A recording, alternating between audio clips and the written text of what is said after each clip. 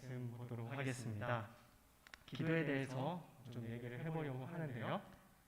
누가복음 3장 21절부터 22절까지 말씀입니다. 누가복음 3장 21절, 22절 말씀입니다.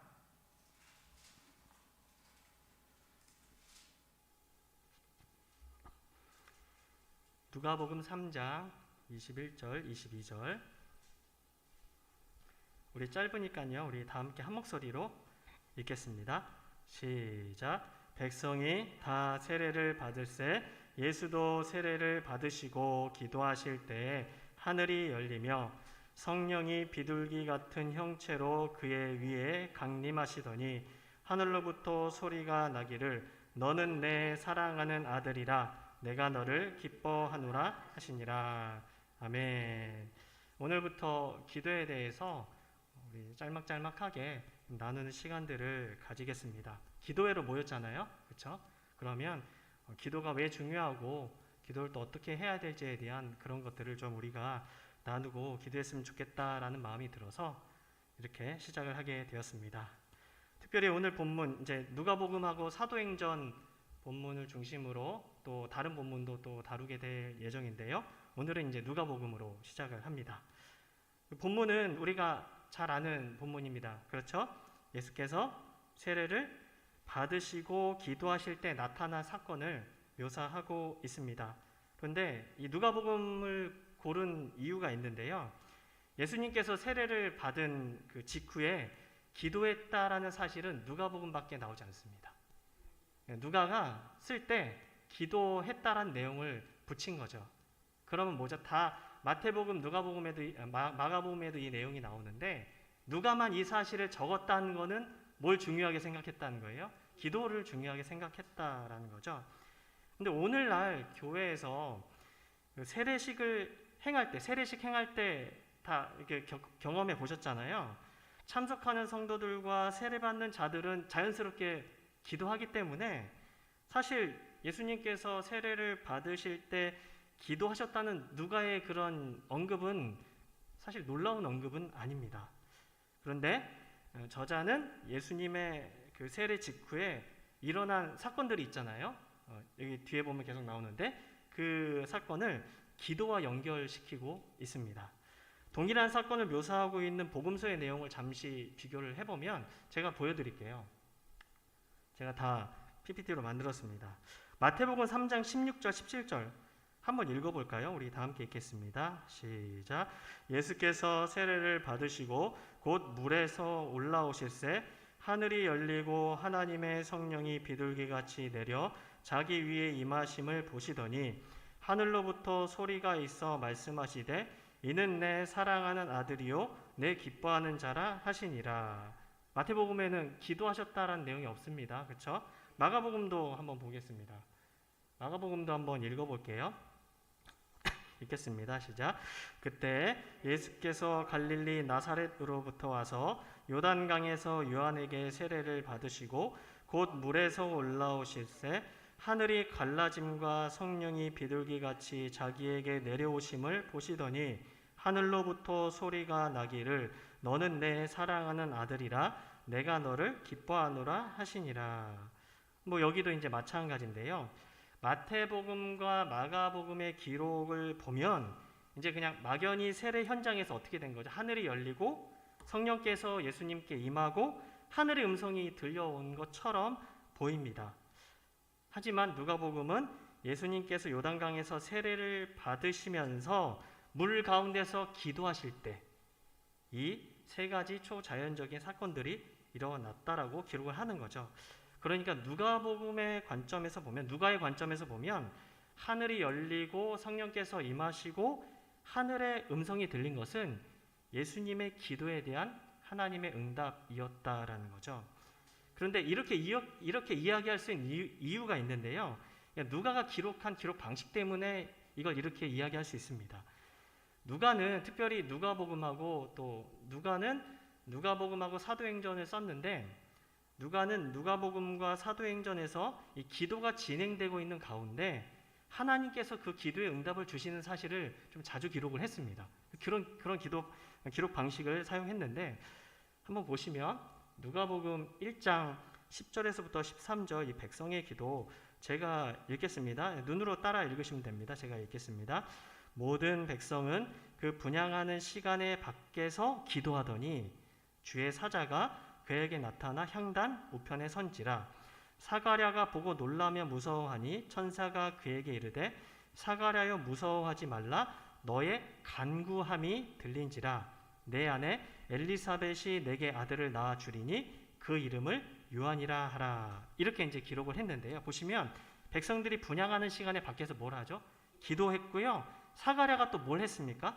간구함이 들린지라. 간구했다라는 이야기를 하는 거죠. 백성들이 날마다 드리는 그 번제에 참여해서 성전 밖에서 기도하고 있을 때, 또 사가랴가 또 이제 간구했을 때 하나님의 천사가 제사장 사가랴에게 나타나 기도의 응답으로 세례 요한을 주실 것을 말씀해 주셨습니다. 또 다른 본문도 있는데요. 누가복음 본문입니다. 누가복음 9장 29절은 변화산에서의 그 예수님의 기도를 보여주고 있는데 29절 제가 읽겠습니다. 기도하실 때에 용모가 변화되고 그 옷이 휘어져 광채가 나더라. 기도하실 때 예수님께서 높은 산 그 변화산에서 기도하고 있을 때 용모가 변했다라고 이야기하고 있는 거죠. 용모가 영광스럽게 변화되고 또 모세와 엘리야가 나타났고 하늘에서 음성이 들리는 역사가 있었습니다. 그리고 사도행전 10장 잠깐만요. 요게 여기 있네요. 여기 같이 있네요. 사도행전 10장 2절에서부터 3절. 백부장 고넬료가 기도했다라는 사실을 기록했는데 제가 읽어보겠습니다.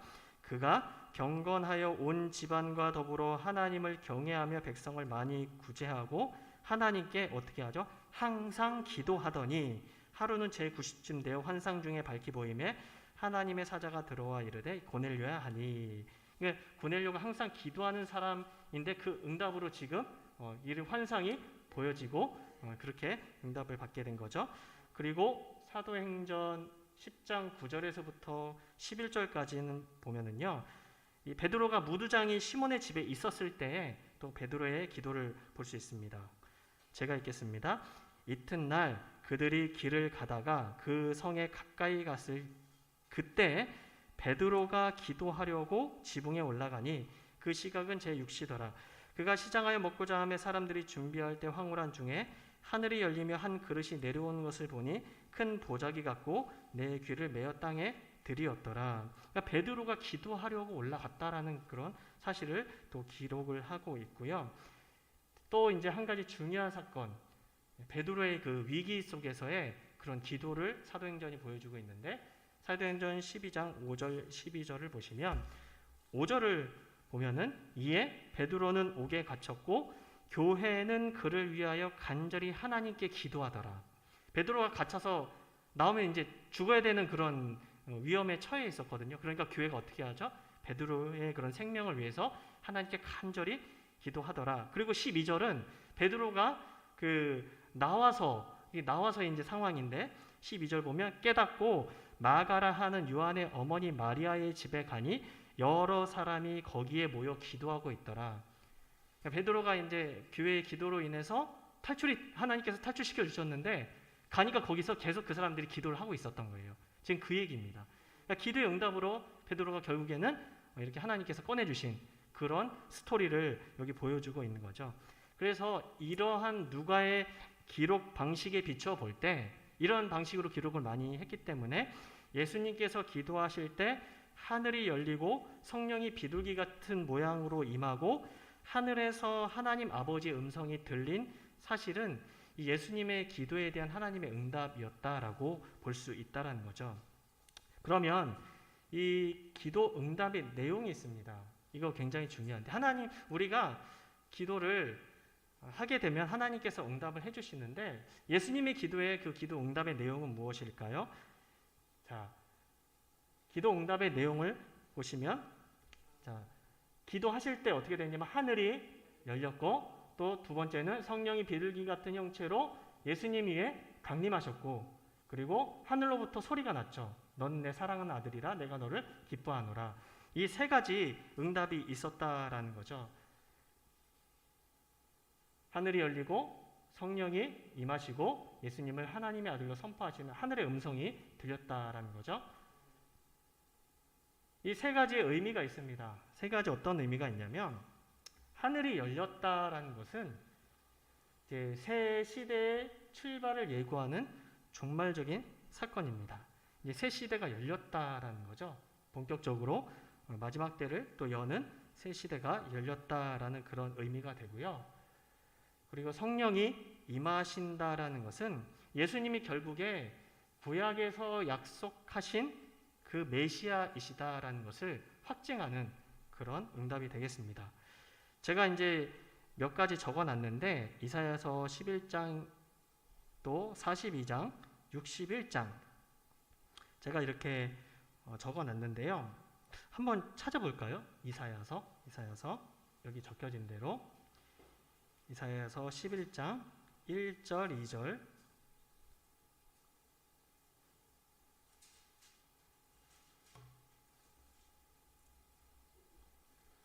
이사야서 11장 1절 2절 찾으셨나요? 네, 우리 함께 읽겠습니다. 시작. 이새의 줄기에서 한 싹이 나며 그 뿌리에서 한 가지가 나서 결실할 것이요 그의 위에 여호와의 영 곧 지혜와 총명의 영이요 모략과 재능의 영이요 지식과 여호와를 경외하는 영이 강림하시리니. 이게 성령이신데 예수님의 이새의 줄기 한 싹, 그 예수님에게 성령이 임하신다라는 것 이거 이야기를 하고 있고요. 또 이사야서 42장 1절을 한번 보시면 이사야서 42장 1절 읽어볼까요? 시작. 내가 붙드는 나의 종 내 마음에 기뻐하는 자 곧 내가 택한 사람을 보라. 내가 나의 영을 그에게 주었은즉 그가 이방의 정의를 베풀리라. 그리고 이사야서 61장 1절 2절 61장 1절 2절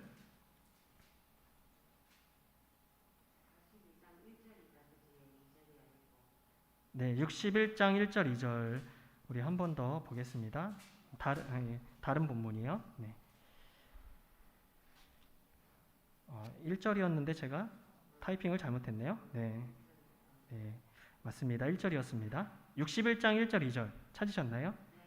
예, 이게 이제 예수님께서 또 말씀하신 내용인데 우리 함께 읽겠습니다. 시작. 주 여호와의 영이 내게 내리셨으니 이는 여호와께서 내게 기름을 부으사 가난한 자에게 아름다운 소식을 전하게 하려 하심이라. 나를 보내사 마음이 상한 자를 고치며 포로된 자에게 자유를 갇힌 자에게 노임을 선포하며 여호와의 은혜의 해와 우리 하나님의 보복의 날을 선포하여 모든 슬픈 자를 위로하되. 아멘. 주 여호와의 영이 내게 내리셨다.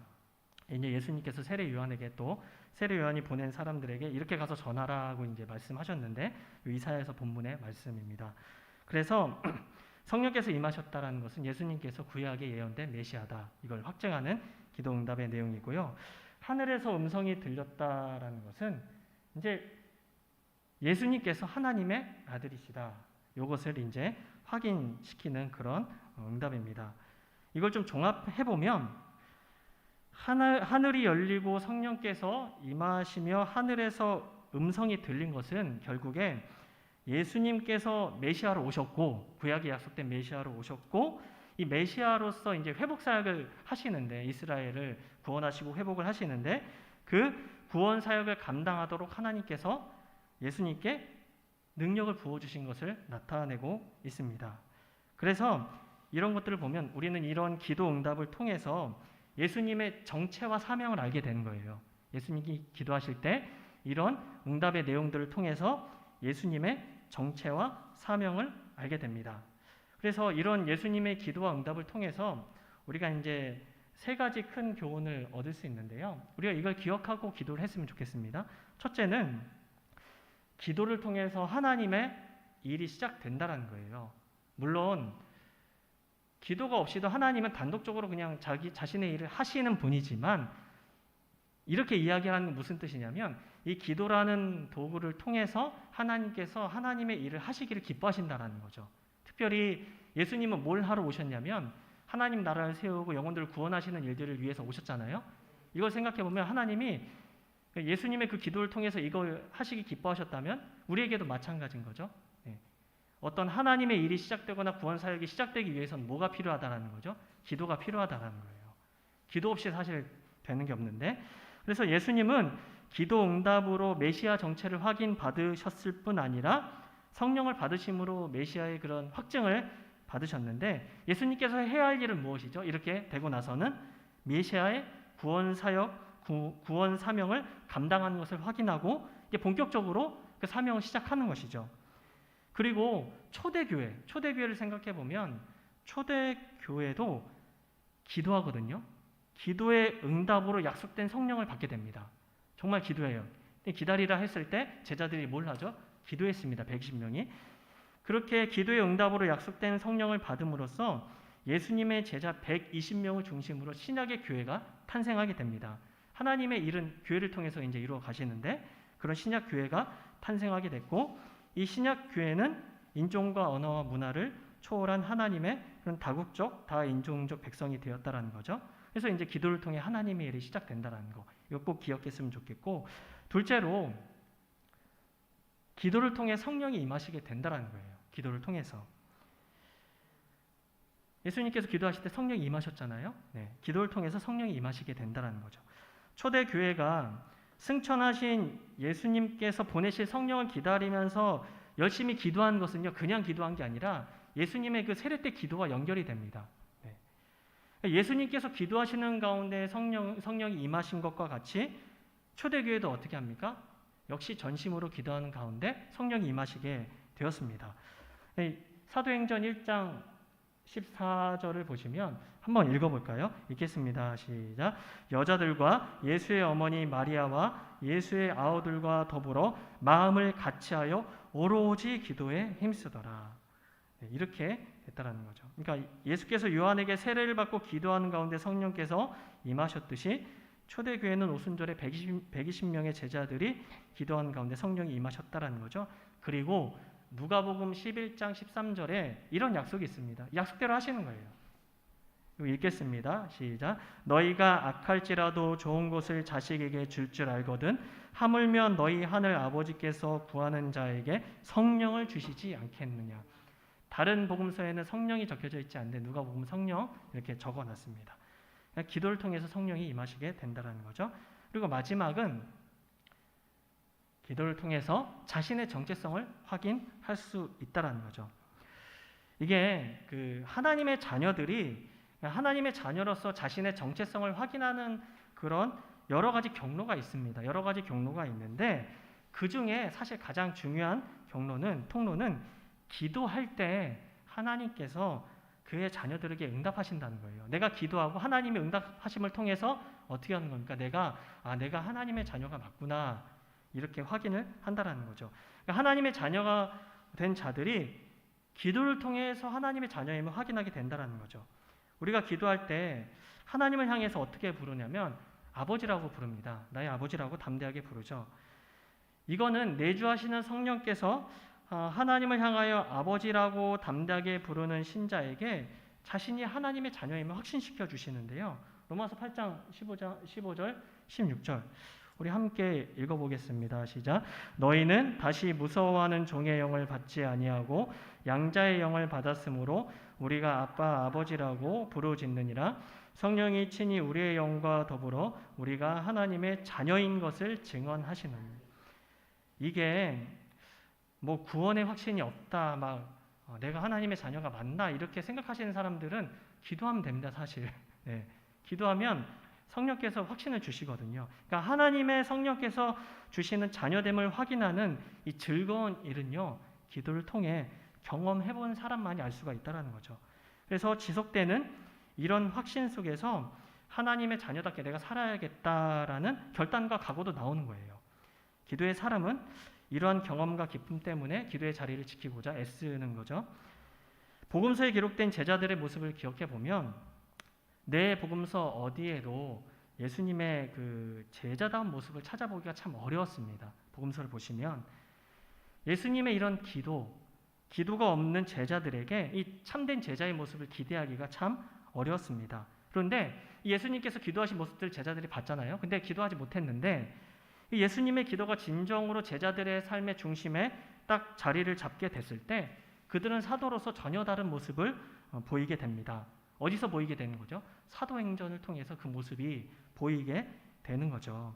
이 사도행전을 보면은 어떻게 되죠? 그렇게 무기력하고 기도 생활이 없던 예수님이 깨워서 기도하라 그러는데 자고 있잖아요. 예. 그렇게 무기력했던 제자들이 어떻게 됩니까? 사도행전을 보면 그들을 통해서 그 기도가 중심이 되었을 때 그들을 통해서 하나님의 일이 시작이 되어지고 확장이 되어지고 또 그들에게 성령이 임하고 그들 자신의 신분과 사명을 정확히 깨닫고 분명하게 깨닫고 살아가는 모습을 잘 보여주고 있습니다. 사도행전이. 그래서 사실 쉬우면서도 가장 어려운 것이 기도죠. 매일 실천하기가 벅찬 것이 또 기도이기도 합니다. 그래서 기도는요, 전쟁이에요. 전쟁입니다. 이게 참 전쟁이죠. 누구에게나 평생 계속되는 영적 싸움입니다. 그러나 진정으로 기도하는 사람은 기도할 수 있다는 것이 하나님께서 주신 축복이요 큰 기쁨과 영광이라는 사실을 분명히 알게 됩니다. 우리가 지금 기도하기 위해 모였습니다. 그래서 예수님께서 하신 기도, 지금 이 기도 짧게 우리가 묵상해 봤지만 기도가 우리의 기도가 되어서 우리를 통해 하나님의 일이 시작되고 그 기도 우리의 기도를 통해 하나님의 일이 시작되고 또 그 기도를 통해 우리 안에 성령이 임하고 기도를 통해 우리의 정체성을 확인하고 돌아가는 귀한 시간이 되었으면 좋겠습니다. 정리합니다. 기도를 통해 하나님의 일이 시작되고 성령이 임하며 정체성을 확인하는 것 꼭 기억하시고 우리가 기도하고 돌아갔으면 좋겠습니다. 제가 기도하겠습니다. 하나님 감사합니다. 참 기도가 중요하다는 것 우리가 알고 있지만 참 잊어버릴 때가 참 많습니다. 하나님 기도를 통해 하나님의 일을 시작하시기를 기뻐하시는 주님의 귀한 뜻을 우리가 알고 기도의 자리에 나갈 수 있도록 도와주시고 또한 우리가 기도할 때 우리 가운데 모든 죄된 것들이 다 없어지고 또 하나님의 성령이 임함으로 성령 충만함을 입게 되며 또한 기도하는 그 시간을 통해 우리의 정체성 하나님의 자녀로서의 신분과 사명을 다시 한번 기억하고 돌아갈 수 있도록 하나님 우리를 붙들어 주시옵소서. 우리 기도 가운데 주님 함께하여 주시기를 간절히 소원하며 예수님의 이름으로 기도합니다. 아멘. 주기도문 하겠습니다. 하늘에 계신 우리 아버지여 이름이 거룩히 여김을 받으시오며 나라가 임하시오며 뜻이 하늘에서 이루어진 것 같이 땅에서도 이루어지리다. 오늘날 우리에게 일용할 양식을 주옵시고 우리가 우리에게 죄 지은 자를 사하여 준 것 같이 우리의 죄를 사하여 주옵시고 우리를 시험에 들게 하지 마옵시고 다만 악에서 구하옵소서. 대개 나라와 권세와 영광이 아버지께 영원히 있사옵나이다. 아멘. 제가 PPT에 기도 제목 큼직큼직하게 적어놨습니다. 보시면서 우리 함께 같이 한 마음으로 기도했으면 좋겠습니다. 기도하시겠습니다.